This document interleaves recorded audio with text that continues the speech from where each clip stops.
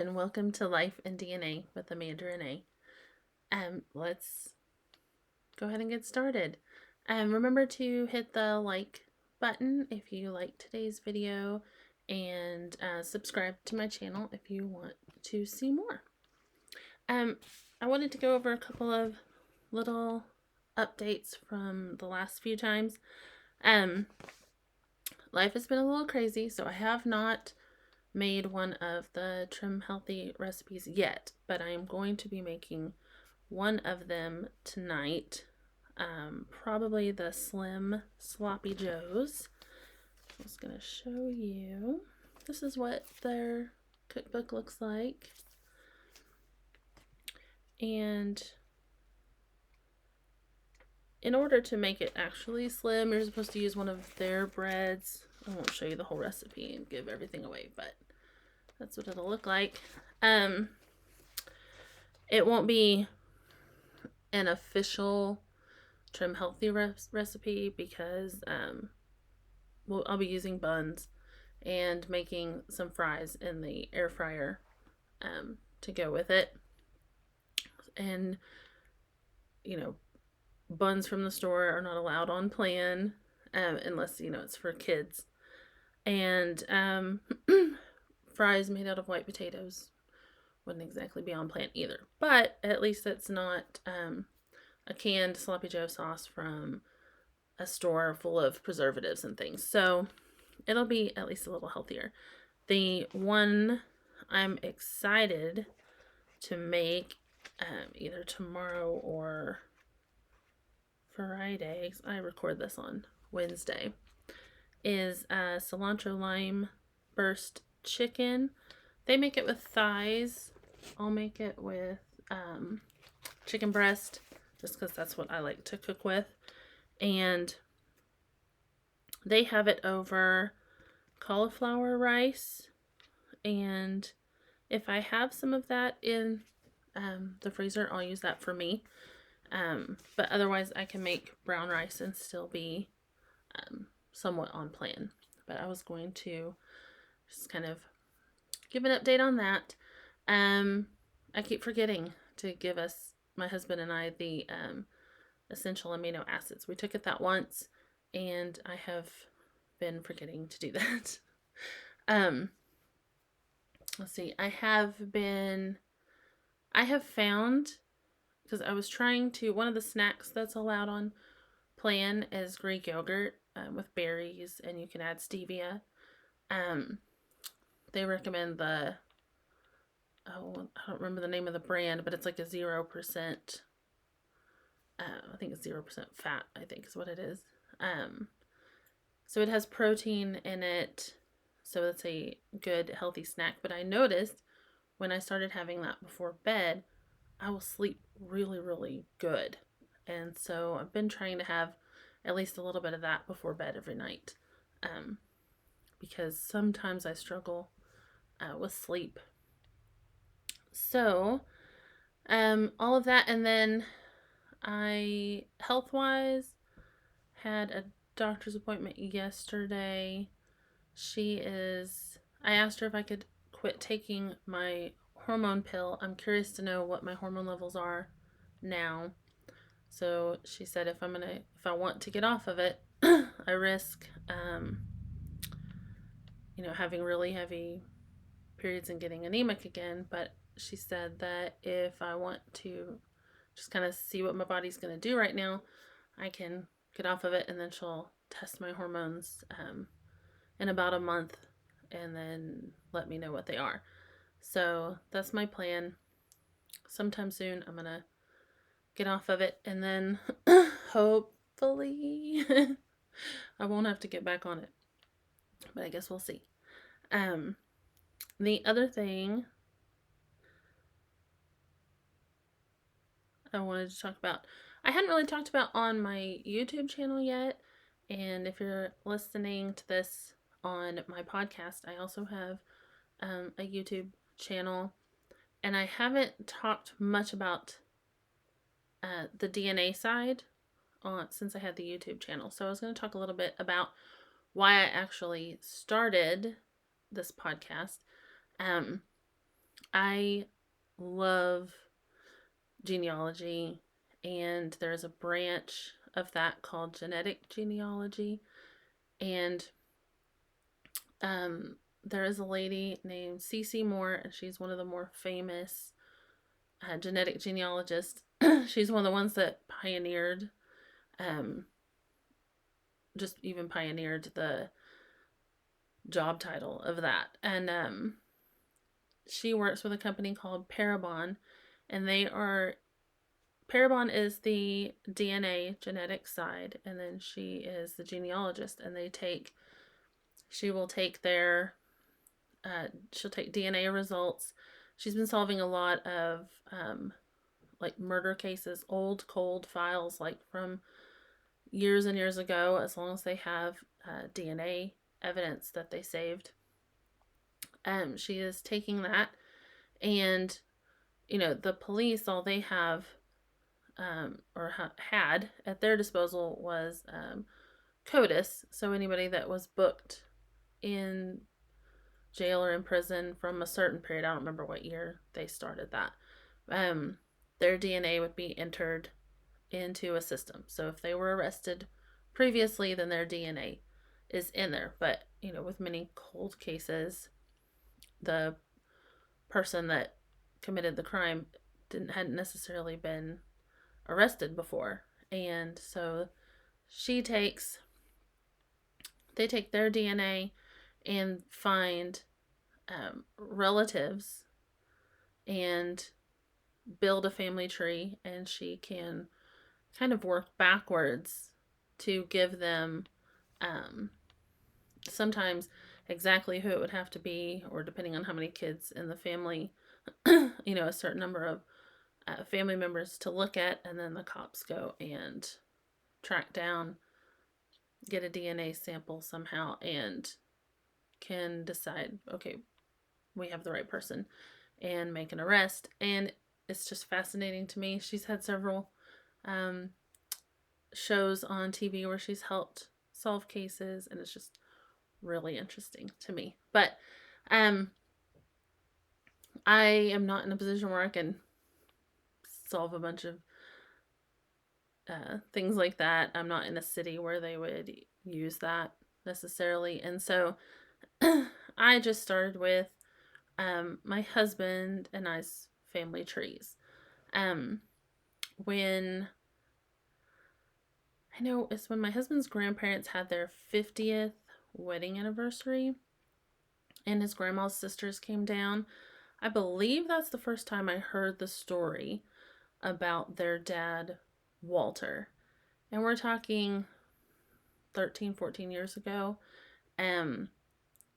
So I was a new mom, exhausted. My brain was not on genealogy at the time, even though I've always loved it and have been fascinated with it for years.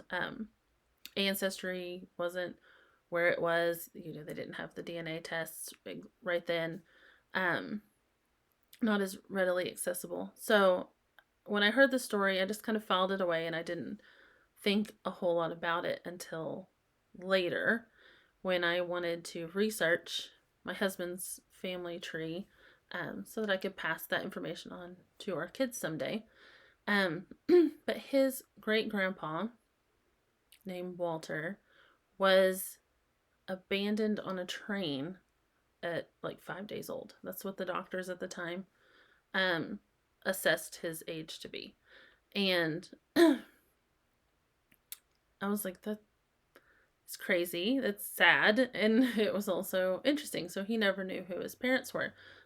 He was adopted and took their last name. And so when the DNA test kits started becoming more popular and cheaper, I decided I wanted to solve this mystery, because as far as I know, nobody in the family had. My husband's family isn't exactly close with some of those cousins. I don't think he's ever met them. They live in another state. And so I think they just grew apart. His grandpa was in the military, so when they moved down here, his wife, was separated from a lot of her family, and so they just grew apart, and so he doesn't know his cousins on that particular side. Um, so I decided, well, I want to solve this. Unfortunately, we didn't get his grandpa to take the DNA test that his daughter had bought him before he passed.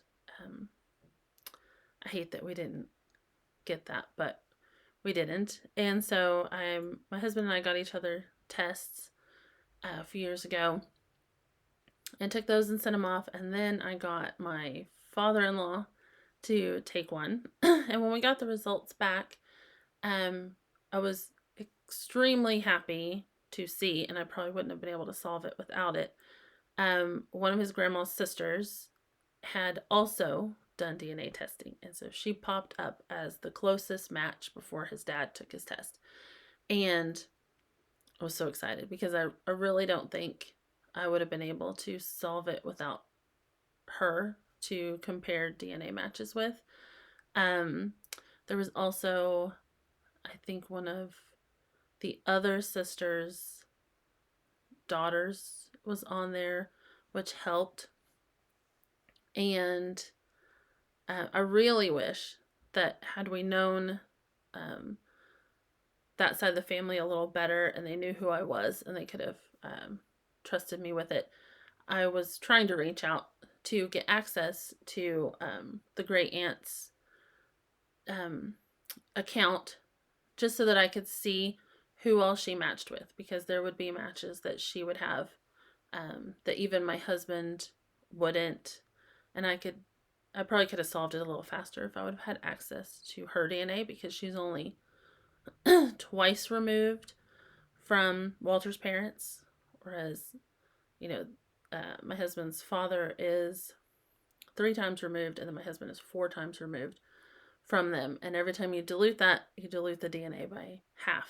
So it would have been nice to have access to that. But again, they didn't know me. So, and not everyone checks their messages on Ancestry, which is unfortunate. Check your Ancestry messages, please. And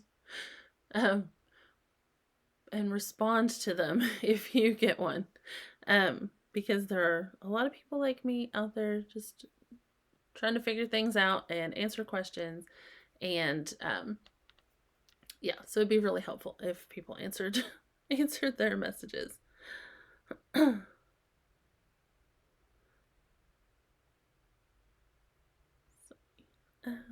see. What else was I going to talk about? So when I started researching, I found a few documents on Ancestry and found out his date of birth, or at least what he believed his date of birth to be. And then I can't remember how I figured out to look at it, but I got on newspapers.com and typed in, baby left on a train, put in the date range of when he was born, and found several articles about him, and got a ton of information just from those articles. I found out that the people on the train believed the mother to be about 25. She was dressed nicely, wearing a lot of diamonds, apparently. And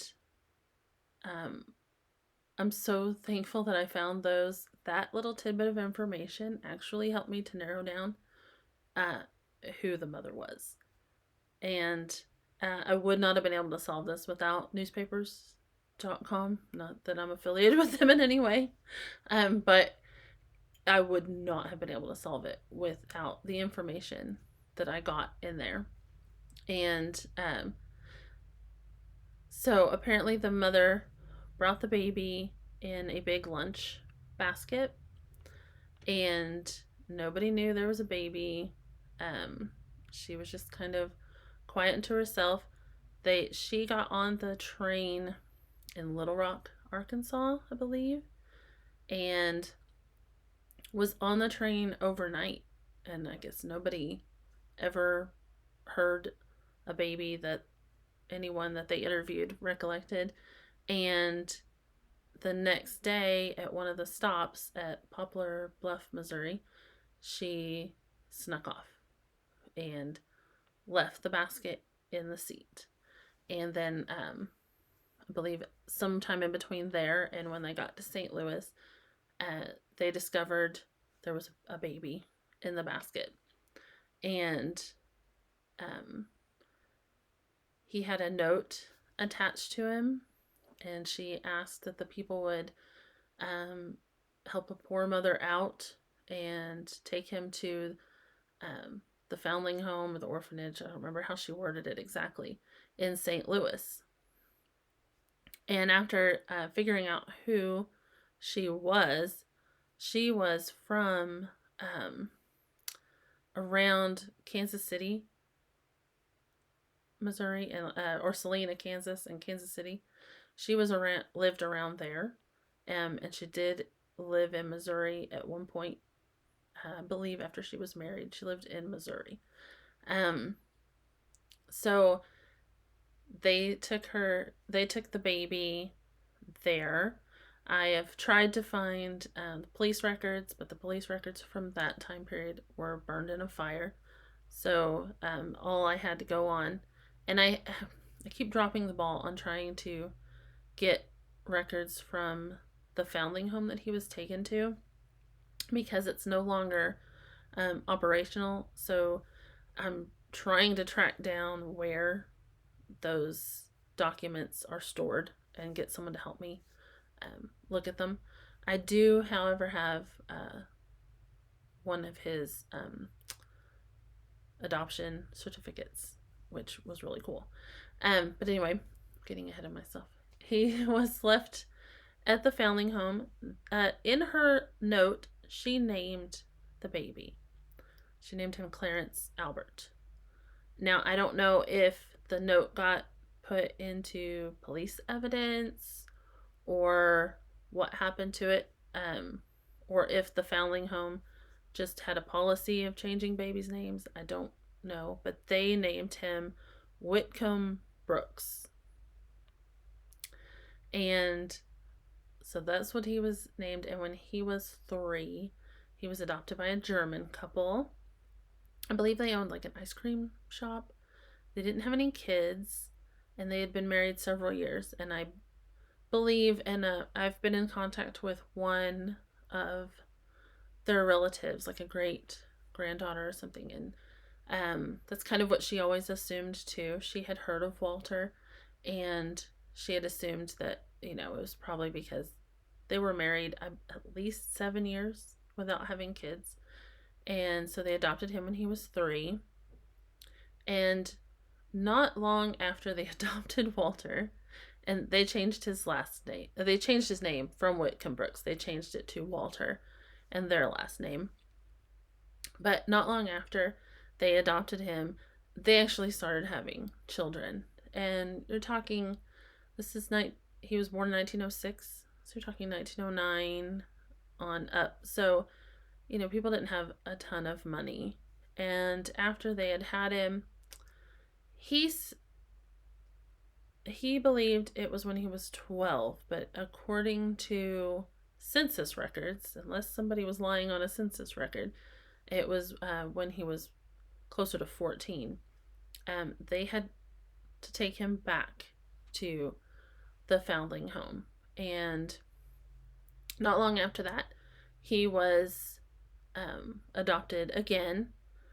And I don't know if it was more for, because I do know sometimes they would adopt older boys to help out either in whatever work the father did or to work the farm. I don't know if it was that kind of a situation or not, because he was already, older by this time. And that's kind of unusual for a teenager to be adopted, unless I think it was for something like that. So he was adopted, and that was the last name he took for the rest of his life. And that was the name that got passed down to my husband's grandmother. And when he got married and had his first son, I found a newspaper article that he had put in the paper as an adult of him looking for his parents. And he gave, the information about it was found on the train. He was reaching out to anyone that may have been on that train. And the heartbreaking thing is that he still had hope that his mom had accidentally left him on the train. And it didn't turn out, I guess, that was the case. And I am getting ready to, a couple months ago, but with the holidays, I didn't have time to deal with it yet. I got my father-in-law to give me the address to his aunts, which would have been Walter's daughters, and I'm going to write to them. I'd like to get some pictures. I'd like to know a little bit more about Walter as a person, what he was like, because after studying him, I'm just curious to know what he was like, because it just breaks my heart what he went through, as a kid. But through all of that information, I was between that and then using DNA and matches. It took me about 1.5 years, 2 years to do it, but I finally narrowed down who his parents were, and that was so exciting. To check my work, I reached out. There is a Facebook group called DNA Detectives, and they have search angels on there, people to help you. And I reached out to one, and I gave them access to some of my stuff, and I was like, I just want you to check my work. This is what I think is the case. Am I correct? Am I in the right direction? And she had me check a couple of things, make sure that I had the right, that I didn't have the parents swapped, the families swapped. And so I double checked all of that. And then she checked my work again, and she was like, yeah, you're definitely on the right track. She believed, because between the mom, it was one of two sisters, she believed it was the younger one, just because that typically made more sense. And it would, except while I was researching the two sisters on newspapers.com, I found the year before Walter was born, the older sister, and remember, the people on the train thought she was around 25, and this particular woman was around 25 years old. But the part they said about her wearing diamonds stood out to me, because the family I was researching, they weren't like poor by any means, but they weren't like well-to-do. And the father, I've just found out recently after researching him, he was a Civil War veteran and a carpenter. So he wouldn't have, been able to afford his daughters to go just run around in diamonds. There were several newspaper articles about this particular girl, and she had, a few years before, she was in a lawsuit over some jewelry, and a few years before, she had been engaged to this man who turned out to be not a very nice guy. Apparently, she was already engaged to him before she found out, well, he was already married to somebody in New York, and he was gonna go on a trip and get a divorce. Well, then she kind of never hears from him again. Sorry. She never hears from him again until, I think, a couple years later. She runs into him in the street, and he's with a different woman, and he won't talk to her. And it turns out he ran off and got married to a third person, to someone else, and just jilted her.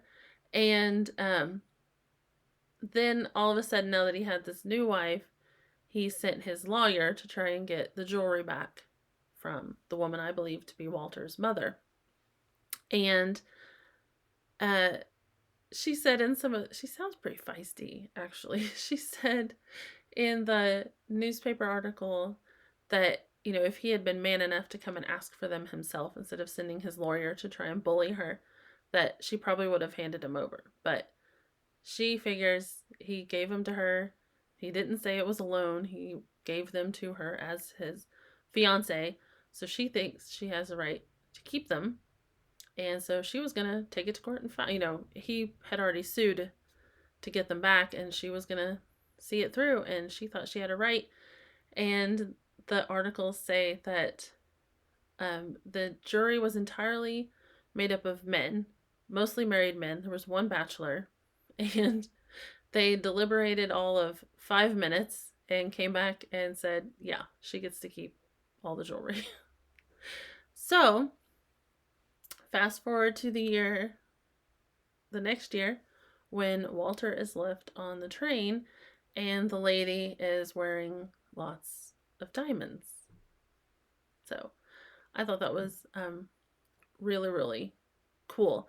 And so fun because it helped solidify, to me at least, you know, unless you know, if you fought that hard for the diamonds, I don't think you're gonna give them to your sister. I think it's possible, but I am pretty sure she was the one that was the mother. And not long after that, she got married and ended up having other children, who I've been trying to reach out to, the grandkids and great grandkids, and so far can't get anybody to answer me. On the father's side, it was between a couple of brothers, but thanks to several members of that family having DNA on the website, I could narrow it down to who I believe the father was. That family, I am having trouble tracing back further. I have a feeling there might be another mystery there somewhere, but until just the right person submits their DNA and I have new matches to look at, I haven't been able to quite figure out where that line goes. But I have the father's name, and I've reached out to, like I said, one of his great granddaughters, and they were actually going to try to get me some pictures. I have not heard back from them in several months, so I don't know if maybe they decided this was a can of worms they didn't want to open. I don't know. I mean, it was so long ago, I don't see why it would be an issue, but it's not my family member, so I'm not going to judge. I just would really love to be able to see a picture of what the parents look like, so it would be awesome someday if just the right person gets handed down some pictures, if they would share them with me, because I would love to be able to pass that down to my kids and show my husband's family all of that. But yeah, I'm hoping that reaching out to my husband's great aunts, that I can get more information on Walter. If I do, I will maybe talk about it. I'm not going to talk about anything personal if they don't want out, but I just think it'd be interesting to know a little bit more about him. I know his childhood story somewhat, and it would be fun to just kind of know what kind of man he grew up to be, and if they know of any answers that he got from that newspaper article, because I haven't found anything in the newspapers that said whether he did or not, but I guess it's possible that some people reached out. He had given his address at the time, so it is possible that someone reached out, and that would be awesome too. That would really help me in my research. Another thing, that was the first family mystery that I got to solve, and along the way I discovered a first cousin that my husband didn't know he had, and we're in touch with her, and she's awesome, and we're hoping to get to meet sometime soon. But I got her an ancestry test. She had already tested on 23andMe, which is where I found her. But from a research standpoint, it's really hard to do research on 23andMe. So especially now, since they had that data breach and they've taken off some of the features. So I waited for the ancestry kits to go on sale, and I got her one and sent it to her, and helped her figure out who her father was, since it was my husband's aunt who was her mother. And that was exciting.